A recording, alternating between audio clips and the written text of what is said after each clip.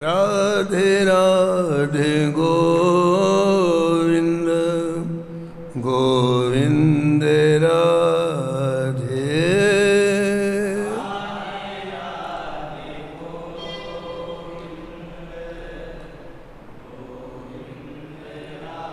राधे राधे गोविंद गोविंद राधे।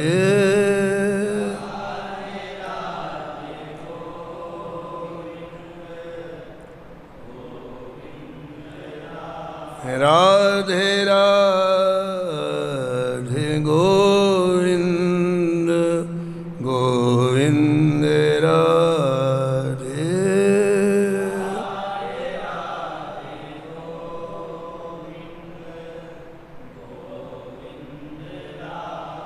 राधे राधे गोविंद गोविंद राधे।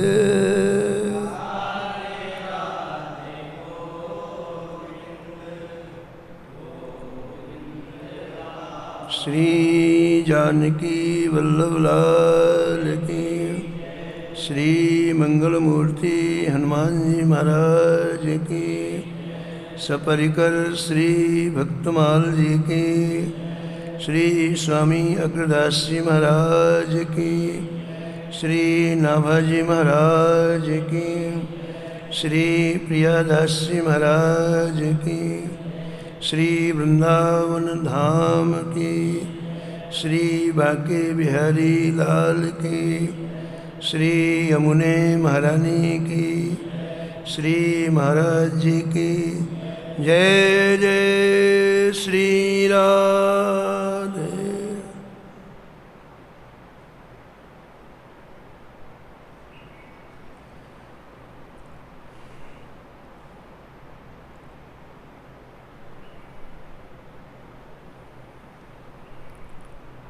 प्रातः स्मरणीय परम वंदनीय श्री नाभाजी महाराज, परम पावन ग्रंथ श्री भक्तमाल में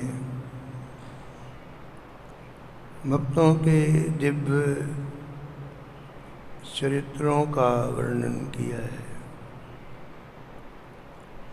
श्री भक्तमाल के प्रारंभ में श्री नाभा गोस्वामी जी ने मंगलाचरण किया है। भक्त भक्ति भगवंत गुरु चतुर नाम वपु एक, इनके पद वंदन किए नासत विघ्न अनेक। ये चार अलग अलग नाम हैं, लेकिन तत्वतः एक है। वपु एक, तत्व से एक है। इन चारों में किसी का स्मरण किया जाए तो समस्त प्रकार के विघ्नों का शमन हो जाता है, ऐसा श्री नाभाजी महाराज कहते हैं। इन चारों में बराबर क्षमता है। जो क्षमता भक्त में है वही क्षमता भक्ति में है, वही क्षमता भगवान में है, वही क्षमता सद्गुरुदेव में है। इन चारों से एक ही शरीर के वस्तु हमें प्राप्त होती है। जैसे गाय के शरीर में चार थन होते हैं, थन चार हैं, लेकिन दूध एक शरीर के मिलता है हमें। अलग अलग थन से अलग अलग दुग्ध नहीं मिलता है, सब थनों से एक ही दुग्ध मिलता है। ऐसे भक्त से, भक्ति से, भगवंत से और गुरु से हमें एक ही वस्तु मिलती है। भक्तमाल के टीकाकार श्री प्रियादास जी महाराज ने अपने हृदय के भाव एक कवित्व में वर्णन किए, जो आपने सुना है। हरि गुरु दासन सो साँचो सोई भक्त सही, गही एक टेक फिर उड़ते नटरी है। भक्ति रस रूप को स्वरूप यह छवि सार, चारु हरिनाम लेत आंसुअन जरी है। वही भगवंत संत प्रीत को विचार करें, धरें दूर ईसता हो पांडवन सो करी है। गुरु गुरुताई के सच्चाई ले दिखाई जहाँ, गाई श्री पैहारी जू की रीत रस रंग भरी है। गाई श्री पैहारी जू की रीत रंग भरी है।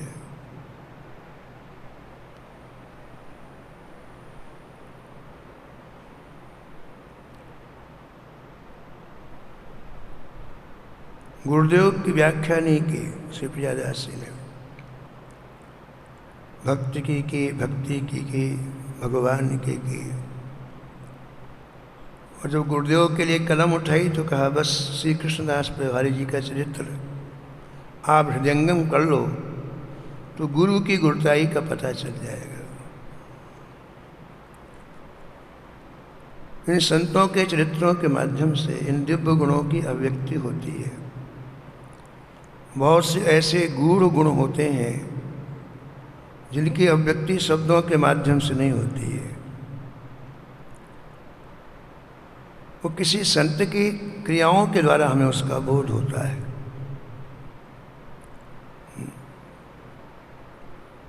शब्दों के में सामर्थ्य ही नहीं है कि उन दिव्य गुणों का वर्णन कर सकें, इसलिए बाकी सबका वर्णन कर दिया, लेकिन गुरु तत्व का बोध करने के लिए केवल श्री पैहारी जी का स्मरण श्री प्रियादास जी महाराज ने किया। भक्तमाल में एक श्री रामानुज संप्रदाय के एक संत हुए हैं।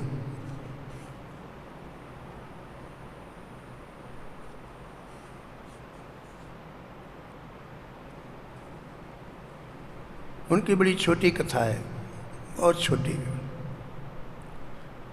लेकिन उनकी निष्ठा अद्भुत है।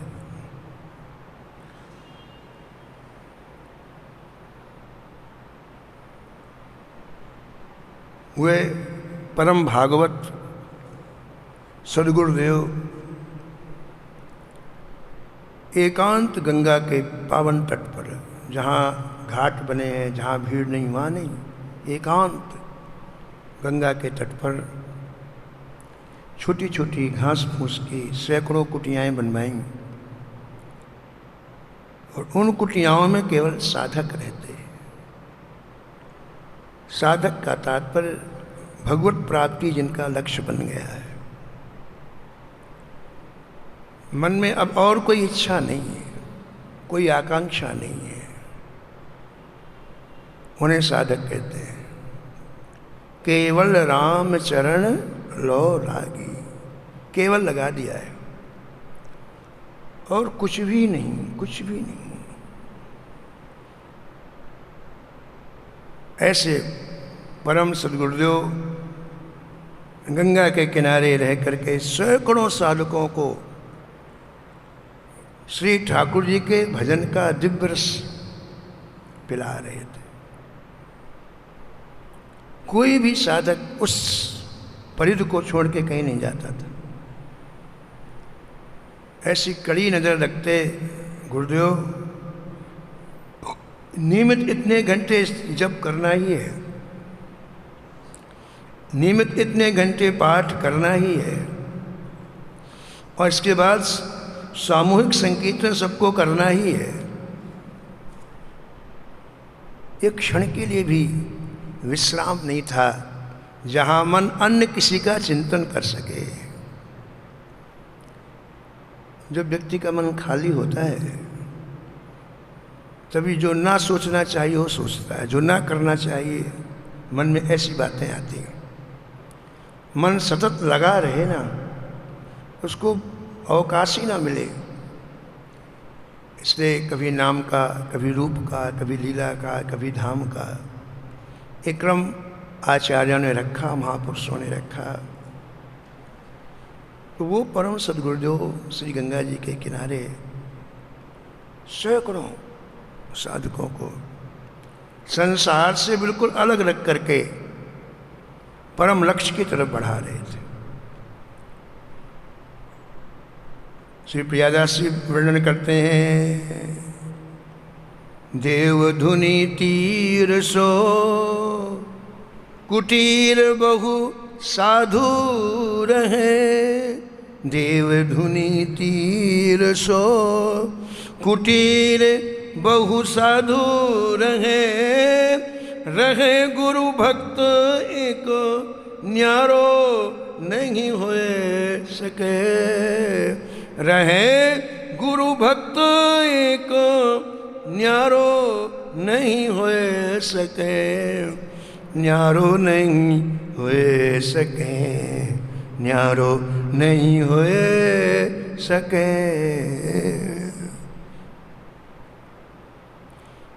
तो उन साधकों की गुरुदेव में बड़ी निष्ठा, बिना आज्ञा के कुछ भी कार्य नहीं करते।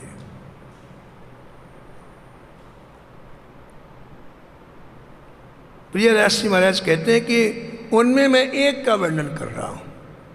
सैकड़ों थे, लेकिन यहां मैं उनमें से एक का वर्णन कर रहा हूं। एक का वर्णन क्यों कर रहे हैं? बोले औरों की निष्ठा थी गुरुदेव में, लेकिन इनकी निष्ठा अद्भुत थी। और मुझे तो कोई इतना डूबा हुआ हृदय चाहिए तभी मेरी कलम उठती है, ऊपर ऊपर से नहीं। इसलिए प्रियादास जी ने लिखने के पहले ही कह दिया, योगी यति तपी तासो मेरो कछु काज नहीं। ये सब वंदनीय है, महापुरुष है, लेकिन मेरा मन इनकी तरफ जाता नहीं है। मेरो कछु काज नहीं। भक्त परतीत प्रीत मेरी मति हरि है। भक्तों के अंदर जो ठाकुर जी का परम विश्वास है, भक्तों के हृदय में जो परम निष्ठा है, उसने मेरी मति को, उसने मेरी बुद्धि का हरण कर लिया है। भक्त परतीत प्रीत मेरी मति हरि है। तो प्रियादास जी को कोई डूबा हृदय चाहिए, उनमें भी। कहते उनमें से एक ऐसे गुरु भक्त थे जिनकी स्थिति ये थी, एक क्षण के लिए गुरुदेव का वियोग उन्हें सहन नहीं होता था। एक क्षण के लिए बिछुरत एक प्राण हर लेहि। बिछुरत एक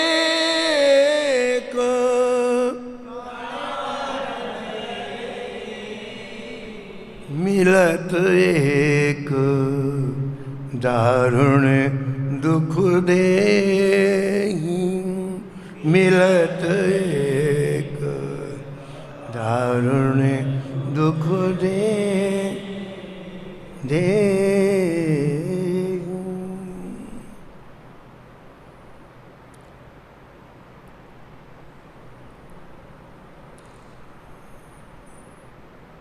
अंदर के भाव का पता कब चलता है? जब कोई परिस्थिति सामने आती है। सामान्यतः तो सब लोग एक सरीके दिखलाई पड़ते हैं, लेकिन जब कोई परिस्थिति आती है तो अंदर के भावों की अभिव्यक्ति होती है। कई वर्षों के बाद गंगा के किनारे कई गांव थे। उन गांव वालों की निष्ठा इन परम सद्गुरुदेव में हो गई थी। इनकी रहनी, इनका कालयापन, इनकी प्रकृति देख करके गांव वालों की बड़ी श्रद्धा हो गई थी। और जहाँ ये गंगा जी के किनारे रहते थे, वहाँ से कुछ दूरी पर, समझो 10 मील 20 मील दूरी पर कोई गांव था। उन लोगों ने एक मंदिर का निर्माण कराया। तो उनके मन में आया कि श्री महाराज जी के द्वारा ही हम मंदिर में ठाकुर जी की प्रतिष्ठा कराएं। तो सीधे साधे ग्रामीण लोग आ गए और निवेदन किया, जैसे हम लोग कुछ जानते नहीं हैं, लेकिन आपके भजन की हवा हम लोगों को स्पर्श कर गई। आप यहाँ रह के जो उससे हमारे मन में सद्वृत्तियाँ जागृत हुई हैं, तो आप कृपा करें, पधारें और इस कार्य को संपन्न करें। उनके हृदय के भाव को सुन करके गुरुदेव ने आज्ञा दे दी। बोले ठीक है, हम आए। वो लोग चले गए और आपने सभी साधकों को बुलाया। जितने संत रह रहे थे उनके सानिध्य में सैकड़ों संत सबको बुलवाया और बुला करके सावधान किया, मैं जा रहा हूँ। जब तक मैं यहाँ था तब तक आप लोग सभी कार्य सुचारू रूप से कर रहे थे, लेकिन पता तब चलता है जब मैं यहाँ ना रहूँ। अब मैं 3 दिन के लिए बाहर जा रहा हूँ। किसी भी क्रम में कहीं भी त्रुटि नहीं होनी चाहिए। नियम एक बार टूटा तो उसे जोड़ने में बहुत समय लगता है, इसलिए हर काम नियमित होना चाहिए, समय पर होना चाहिए।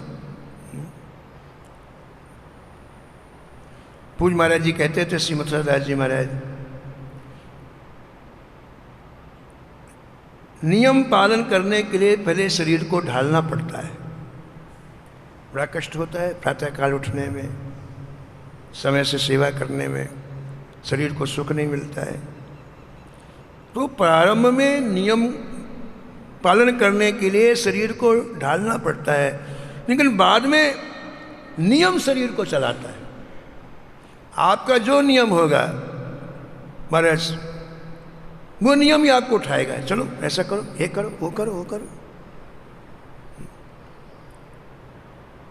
नंदगांव के एक वयोवृद्ध गोसाई जी थे, करीब 100 वर्ष की आयु उनकी होगी लगभग। तो कहते थे कि हमको बारीक बुखार हो गया, यानी 24 घंटे बुखार चढ़ा रहता। और हमारा एक नियम था बचपन से ही कि प्रातःकाल 3 बजे से 6 बजे तक ठाकुर जी के नाम का जप करना। बोले बचपन से ही था। अब 80 वर्ष की आयु हो गई, 90 वर्ष की आयु हो गई, तो वो बुखार बना रहता, जाता ही नहीं शरीर से। लेकिन हमने वो नियम नहीं छोड़ा 3 से 6 बजे तक का। तो बोले आश्चर्य की बात कि 3 बजे जब हम माला लेके बैठ तो बुखार भग जाता 3 घंटे, 6 बजे फिर आ जाता 3 बजे माला लेके बुखार शरीर से गायब, कोई बुखार नहीं, 6 बजे के बाद फिर आ जाता है। तो सदगुरुदेव ने साधकों को आज्ञा प्रदान करी है, शिक्षा प्रदान करी है कि मैं 3 दिन के लिए जा रहा हूँ, नियम में कोई त्रुटि नहीं होना चाहिए। चले प्रभु गाँव जिन तजो बलि जाओ, चले प्रभु गाँव जिन तजो बलि जाओ, करो कही दास सेवा, गंगा में ही कैसे छुए सके, कही दास सेवा, गंगा में ही कैसे छुए सके। सबने कहा गुरुदेव हम बिल्कुल सावधान, जो नियम है उसमें कोई त्रुटि नहीं आएगी। सब प्रणाम करके चले गए, एक शिष्य बैठा रहा। सब चले गए, सब चले गए, एक शिष्य बैठा रहा। गुरु ने कहा कहो तुमको कुछ कहना है क्या? बोले हाँ सरकार। कहा बोलो क्या कहना चाहते हो? वो शिष्य बोला जय जय मैं आपका वियोग सहन नहीं कर पाऊंगा, मेरी ये स्थिति नहीं है, मैं आपके दर्शन के बिना जीवित नहीं रह सकता, मेरे अंतःकरण में और है ही नहीं है कोई। एक एक ही सब मोर तुम स्वामी, एक ही समय मोर दीन बंधु उर अंतर्यामी, दीन बंधु उर अंतर्यामी, अंतर्यामी, अंतर्यामी। हे गुरुदेव, आप हृदय में, आप देख लो, आपके सिवा किसी को स्थान मेरे हृदय में नहीं है, और आप चले जाएंगे तो मैं जीवित नहीं रहूंगा, मेरे प्राण निकल जाएंगे।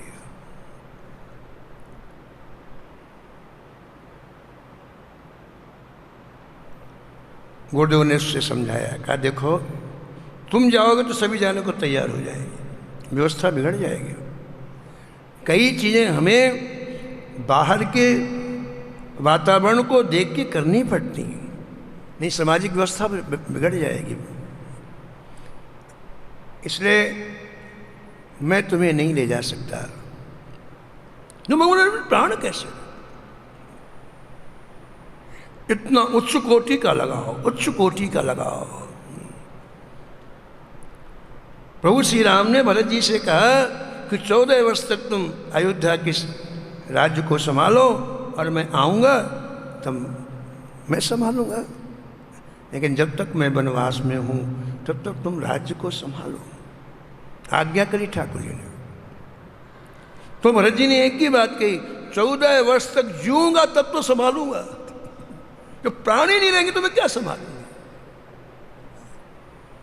मेरे प्राण रहे 14 वर्ष तक, ऐसा कुछ कर दो प्रभु आप। चित्त की वृत्ति जो पूर्णतः आपकी तरफ जा रही, इसे आधार चाहिए। 14 वर्ष तक मेरा जीवन बना रहे, इसके लिए आप कुछ ना कुछ करें। तो भगवान ने अपने चरण पादुका, प्रभु करी कृपा पावरी दीनी, प्रभु करी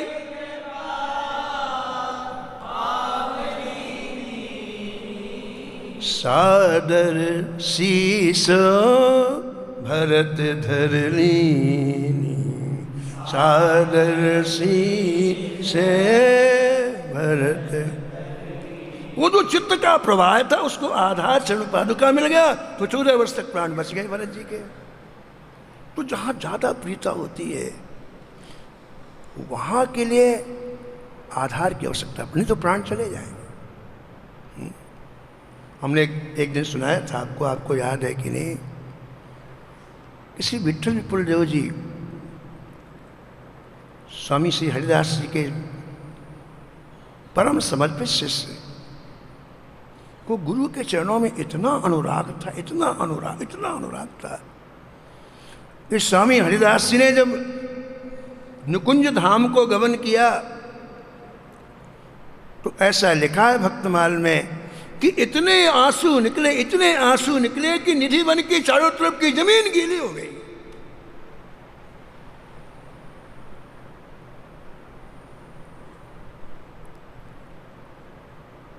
आंख में काली पट्टी बांध ली। अब कोई देखने लायक है ही नहीं संसार। जिस संसार में मेरे गुरुदेव नहीं है, इन आंखों से कोई देखने लायक नहीं है। सबसे अपने मन को खींच लिया। कोई है ही नहीं सृष्टि में, कोई शारीरिक कोई क्रियाएं नहीं हो रही हैं। भूख प्यास सब विदा, बस छलछलाते रहते हैं आंसू। हे गुरुदेव, हे गुरुदेव, हे गुरुदेव, हे गुरुदेव। महाराज उसमें वृंदावन के जितने रसिक संत थे उनके मन में ऐसा भाव आया, इतने उच्च कोट के प्रेमी कहीं हम लोगों के बीच से चले ना जाए। उच्च कोट के इनको संभालें, ये धरोहर है हमारी।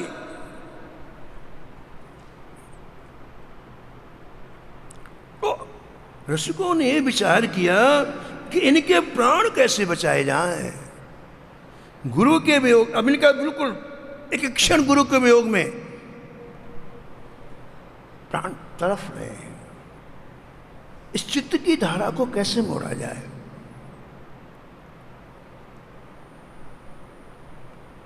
तो विचार विमर्श करने के बाद ये निश्चय हुआ कि श्री रास बिहारी जी इन्हें समझाएं, जो स्वरूप रास लीला में बने उनको समझाएं। इनके उपास्य हैं, ठाकुर हैं, उनकी बात से इनका चित्त इधर घूम जाएगा, ठाकुर जी तरफ घूम जाएगा। जो चित्त गुरुदेव में वो ठाकुर जी तरफ घूम जाएगा तो प्राण बच जाएगा। चित्त की तो बात है।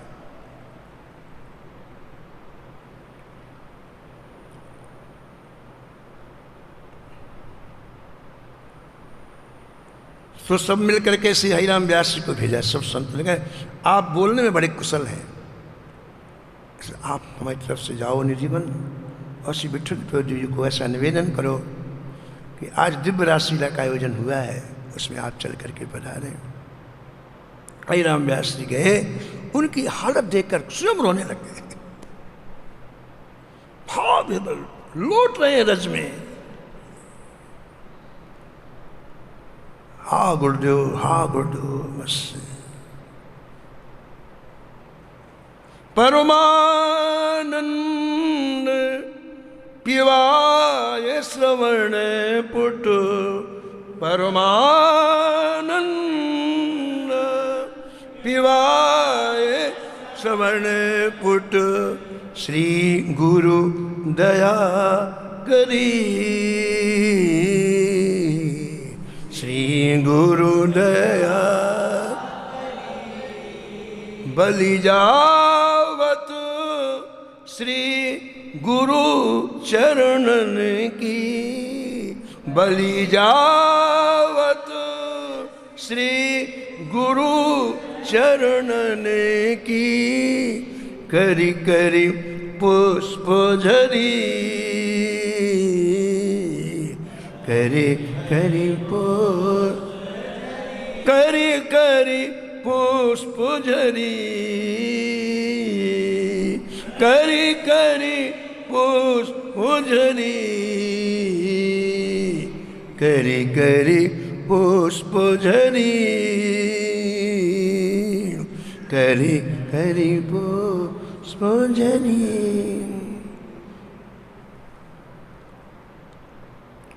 हरिराम व्यास जी स्वयं रोने लग गए, अपने आप को संभाला और चरणों में अपना सिर रख दिया विठल बलदेव। उनकी आंख में पट्टी बनी थी, काली पट्टी, दिखाई पड़ी नहीं रहा था। तो विठल ने बोले कौन है महाराज? हरिराम व्यास जी ने अपना परिचय दिया। कहा महाराज मैं स्वयं नहीं आया, वृंदावन के समस्त संतों ने आपके पास भेजा है। आप अनुग्रह करो, कृपा करो, करुणा करो। आज हम लोगों के साथ बैठ करके आप श्री रास बिहारी सरकार का दर्शन करें।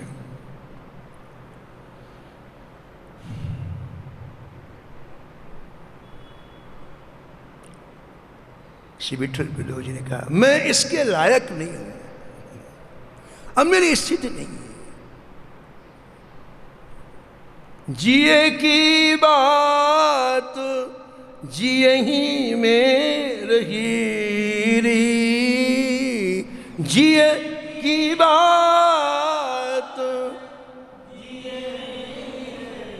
जिए ही में रही री, जिए की बात जिए ही में रही। कुछ ऐसे भाव होते हैं जिनकी अभिव्यक्ति के लिए शब्द जवाब दे देते हैं, बोले हमारी सामर्थ्य नहीं हुए उनको अभिव्यक्ति करने की। ऐसे महाराज कितने डूबे हुए हैं इस समय विठल बलदेव जी, उनके पास शब्द नहीं थे। जब बार बार हरिराम व्यास जी ने कहा कि सभी संतों की आज्ञा है, तो अपने आप को संभाला और कहा मेरी स्थिति तो नहीं है, लेकिन संतों की आज्ञा सर्वोत्कृष्ट मानी जाती है, उसके आगे किसी की आज्ञा नहीं। जैसे राष्ट्रपति का आदेश सर्वोत्कृष्ट, ऐसे संतों की आज्ञा सर्वोत्कृष्ट।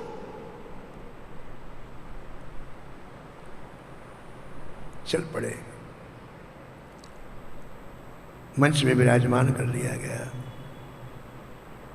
रास लीला में पर्दा खुला, रास भाई जी की आरती हुई। आरती के बाद युगल सरकार सिंहासन से उठे, नृत्य करते हुए जहाँ श्री विठल प्रल्यो जी विराजे थे वहाँ आए। बड़ी मधुर भाषा में, ब्रज भाषा में बोले, बाबा बाबा देख,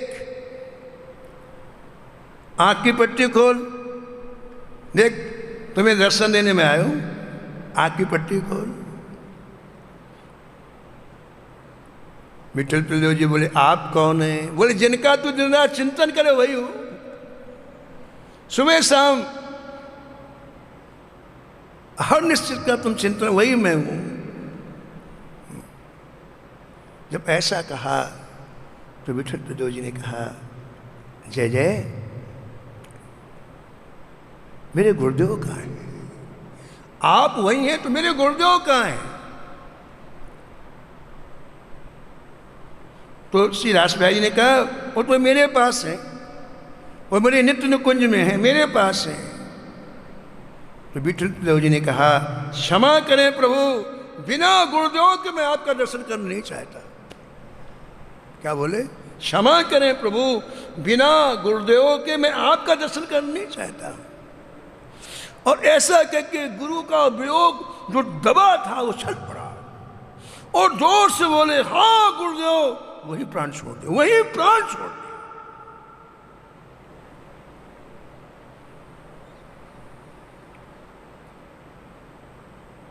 तो गंगा के किनारे उस शिष्य ने गुरुदेव से कहा कि गुरुदेव, मैं आपके बिना जीवित नहीं रह सकता। आप गए और मेरे प्राण गए, या तो मुझे आप अपने साथ ले चलें या तो मेरे प्राण चले जाएंगे। तो गुरुदेव ने विचार किया, बड़े सामर्थ्यवान थे गुरुदेव, विचार किया, उनका ऐसे कोई आधार देना चाहिए, आधार से क्यों प्राण टिक जाएंगे। तो आधार दिया। क्या दिया? बोले, देख मैं आज जा रहा हूँ और आज के बाद ये जो गंगा जी का प्रवाह सामने से प्रवाहित हो रहा है ना, कुटियाओं ये कुटियाँ है गंगा जी, ये जो गंगा जी की धारा बह रही है ना, गंगा जी का प्रवाह जो प्रवाहित हो रहा है ना, आज के बाद ये गंगा जी तेरे गुरुदेव हैं, ठीक है? इन्हीं को गुरुदेव के रूप में देखना 24 घंटे। चित्त को बल मिल गया, चित्त को आश्रय मिल गया, ठीक है गुरुदेव। और महाराज जो चले गए, चले प्रभु गाँव, जिन तजो बलि जाओ करो, कही दास सेवा, गंगा में ही कैसे छुए सके, गंगा में ही कैसे छुए सके।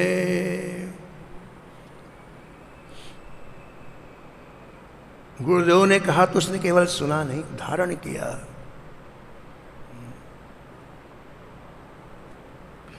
जब तक वो चीज हृदय में उतरती नहीं है उसके परिणाम नहीं आते हैं, केवल सुना नहीं। हम लोग सुनते हैं, वो श्रवण नहीं है। तो सुनने के बाद इस कान से उसका सुनते, उस कान से निकाल देते हैं, वो श्रवण नहीं है।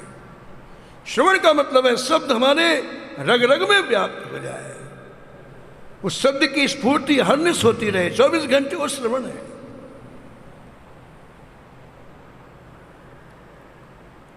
तो उस शिष्य ने श्रवण किया, गुरुदेव के जाते गंगा जी को साष्टांग प्रणिपात किया, दंडवत प्रणाम किया और गुरुदेव के रूप में वर्ण कर लिया। इधर क्या हुआ, प्रातः काल से शिष्यों ने अपनी रोज का जो नियम था करना प्रारंभ किया, जो क्रम था नियम प्रारंभ कर लिया। प्रातः काल उठ करके सबसे पहले गंगा स्नान, इसके बाद महाराज जप पाठ, सामूहिक संकीर्तन, यानी जितनी क्रियाएं थी यज्ञ के बाद गुरु जी कह गए नियम नहीं टूटना चाहिए। सुबह से लेके शाम तक, रात्रि में 10 बजे तक सब गुरुदेव के सामने जो कुछ होता था सब हुआ। लेकिन वो शिष्य ना तो गंगा जी गया, ना गंगा जी में स्नान किया। प्रकार स्नान होता था, एक समय भी नहीं गया। तो रात में बाकी साधकों ने मीटिंग की, बोले बिगड़ गया, बाकी सब सही, ये बिगड़। तो एक कईयों को इसको निकालो। एक व्यक्ति यदि आलसी हो जाए ना तो 10 को आलसी बनाता हो, है ना। इसलिए हमारे बड़े सावधान रहते हैं, संत बहुत सावधान है। टेकरी वाले महाराज जी कहते थे, श्री राम सूरदास जी महाराज, उनके यहाँ संत सेवा चलती, संत आते रहते हैं, कभी 20 संत आते हैं, कभी 30 संत आए, 50। ठहरने की व्यवस्था है, आसन लगाते हैं, भजन करते हैं, प्रसाद मिलता है। तो एक बार मतलब संत वेश में ऐसी साधारण लोग आ गए, 15-20 आ गए। उनके शिष्य ने कहा कि जैसे ये संत भी आए हैं, यहाँ पर ठहरे हुए हैं, संत दिखते ही नहीं है, संत वेश में है। तो टेकरी वाले महाराज ने कहा कि इनको जल्दी अलग करो, इसलिए कि जो भजन करें उनको बिच्छे, इनको भजन तो करना नहीं है, इनको आके यहाँ प्रपंच करना, बातें करेंगे यहाँ वहाँ की। तो जो बेचारे भजन करें उनको, अगर तुम सावधान नहीं रहोगे तो आगे धीरे धीरे व्यवस्था बिगड़ जाएगी। तो एक व्यक्ति भी यदि ऐसा हुआ तो उसे तुरंत अलग करना चाहिए, ये व्यवस्था बिगड़ जाती है। तो महाराज जितने साधक थे सब इकट्ठे हुए, साधु महात्मा, और बोले कि देखो भैया, गुरु जी के जाने के बाद सब ठीक है, मेरे को ये गड़बड़ है। देखो, अरे गंगा स्नान छोड़ दिया, नाक के नीचे गंगा बह रही है, गंगा स्नान छोड़ दिया, कल इसको। एक ने कहा देखो भैया, निकालने का हमारा अधिकार नहीं है, 2 दिन और ठहरो, तीसरे दिन गुरु जी आने वाले हैं, बिल्कुल चुप रहो। आते ही इसका आसन उठवा करके इसको अलग करा। एक दिन तो निकल गया, बीच में एक दिन, तीसरे दिन गुरु जी आ ही जाएंगे।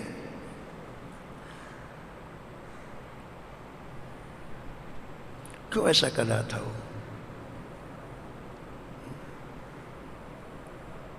उसके मन में ऐसा भाव तुरंत आ गया है कि जब गंगा जी मेरी साक्षात सदगुरुदेव हैं, तो इनमें मैं अपने पैरों का स्पर्श कैसे कराऊं, इसमें मैं कैसे नहाऊं, अपराध हो जाएगा।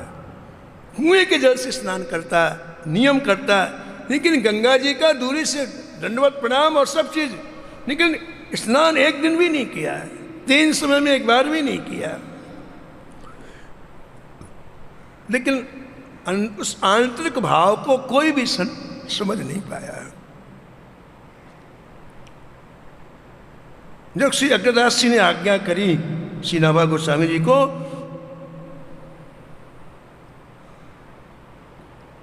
कि जिन संतों ने तुम्हारे ऊपर कृपा किया है, उनके रूप का, उनके गुणों का, उनके हृदय के भावों का वर्णन करो, तब एक ही बात श्री नाभा गोस्वामी जी ने कहा, मैं रूप का वर्णन तो कर सकता हूँ, गुणों का भी कर सकता हूँ, लेकिन हृदय के भावों का वर्णन करना बड़ा मुश्किल है।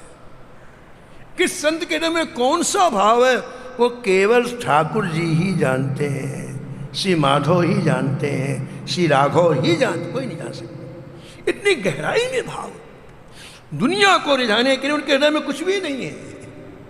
वो दुनिया का असली रूप देख चुके हैं, दुनिया का कोई महत्व उनके जीवन में नहीं है। फिर खत्म हो गई बात। हम तो दुनिया को रिझाने के लिए, हम इतने ऊंचे कोटि के भक्त हैं, हम दुनिया में की बात है, उसमें ठाकुर नहीं, दुनिया है। लेकिन दुनिया के स्वरूप को समझ चुके हैं, इसलिए दुनिया क्यों रिझाएंगे वो? भक्त कहाना जगत रिझाना, ये किसने सिखलाया है, साहंसाए गुलाम हुए फिर कौड़ी को ललचाया है। तो उनके हृदयंगत भावों को समझना बड़ा मुश्किल। नाभा जी महाराज कहते हैं मेरी बस की बात नहीं है। अब देखो यहां पर वो साथ में रहने वाले 100 संत नहीं समझ पाए कि इनके हृदय क्या भाव है। क्रिया सब कूप करें विष्णु पदी ध्यान धरे, क्रिया सब कूप करें विष्णु पदी ध्यान धरे, रोष भरे संत श्रेणी भाव नहीं भ्यो सके, रोष भरे संतोषिणी, भाव नहीं भ्यो सके, भाव नहीं भ्यो सके। गुरु जी के चरण पदनख मणि का ध्यान किया जाता है। श्री गुरु पदनख मणिगण ज्योति, सुमृत दिव्य दृष्टि हिया होती। तो आप एकांत कुटिया में बैठ करके श्री गंगा जी के दिव्य चरण नखमणि का ध्यान कर रहे हैं। दिव्य प्रकाश महाराज अंतरात्मा में प्रकाशित हो रहा है, ऐसा आप ध्यान कर रहे हैं और उसमें डूब रहे हैं। अपनी क्रियाओं में इतने डूबे थे कि दुनिया क्या करे उन्हें पता है, कौन कह रहा टिप्पणी कर रहा पता ही नहीं। व्यक्ति जब खाली होता है तो ये हमको पड़ोसी ऐसा कह रहा, फलाना ऐसा कह रहा है। जब खाली ही नहीं है तो क्या कहे, कहने तो क्या फर्क पड़ता है किसी का। तो वो जो अकेले संत थे, ये बाकी के 99 संत क्या करें उनको कुछ पता नहीं, डूबे रहते थे। और महाराज जो तीसरा दिन भी आ गया। तीसरे दिन होते ही गुरु जी आ गए, वहाँ से आ गए।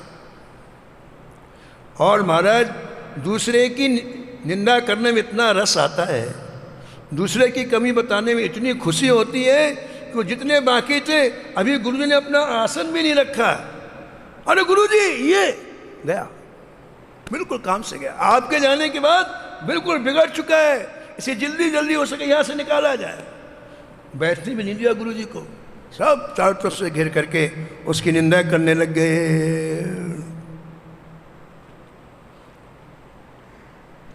आए ईश जान दुख मान सो बखान कियो, आए ईश जान दुख मान सो बखान कियो, आनि मन जान बात अंग कैसे छुए सके, आनि मन जान बात अंग कैसे छुए सके।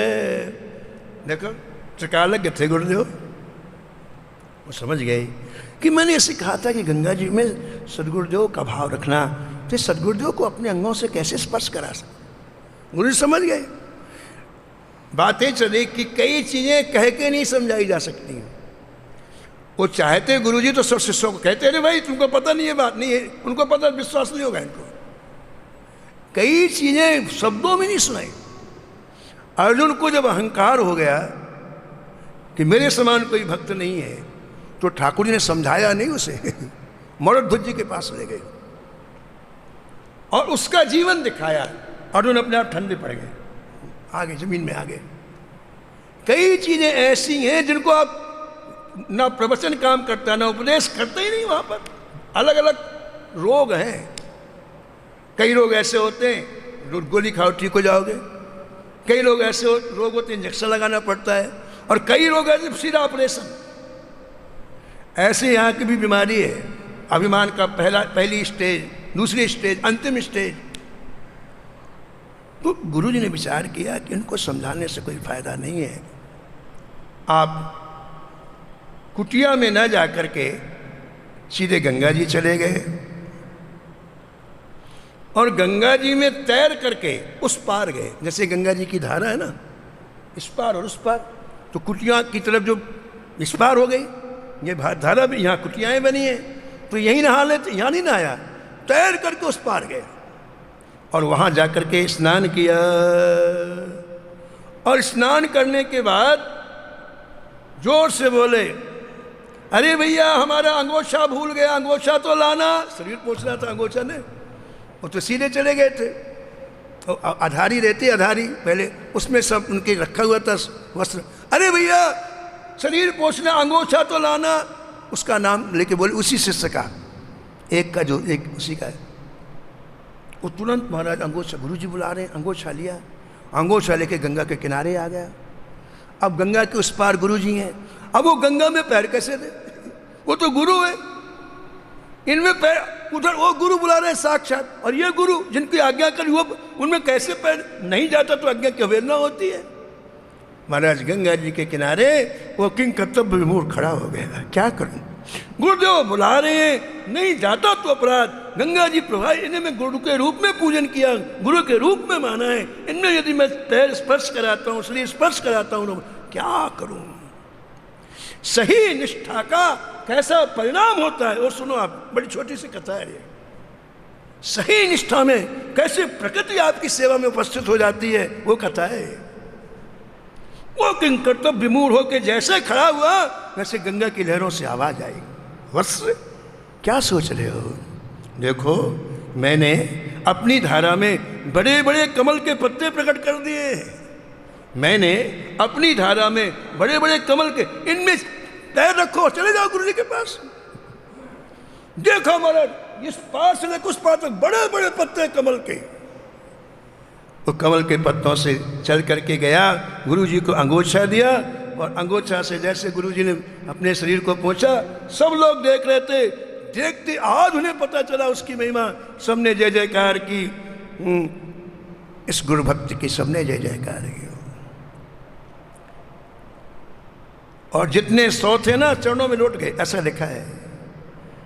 चले अधर पग धरे सो मधुर जाए, चले अधर पग धरे सो मधुर जाए, प्रभु हाथ दियो लियो तीर भीर छाइए, निकसत धाए चाय पग लपटाए गए, निकसत धाए चाय पग लपटाए गए, बड़ो परताप यह निस दिन गाइए, बड़ो परताप यह निस दिन गाए। बोले ऐसे चरित्र गाओ, इनकी महिमा आपके जीवन में आए, इनसे नित्य संपर्क रखो, जीवन का एक एक क्षण इनके साथ गुजारो, आप भी महान बन जाओगे। बड़ो परताप यह निस दिन गाइए, बड़ो परताप यह निस दिन गाए।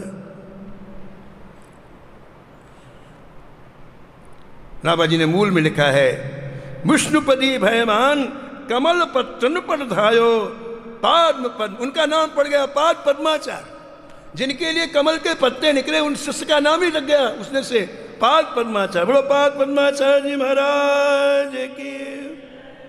पाद पद्मुता दिन प्रगट सब प्रसन्न मन परम रुचि, श्री मार्ग उपदेश कृत श्रवण सुनो आख्यान सुचि। इस परम सुंदर आख्यान को आप लोग श्रवण करो, जो हृदय को गदगद करने वाला है। समय हो गया, शेष चरित्र आप कल श्रवण करें। श्री राम जय जय राम, श्री राम जय जय राम,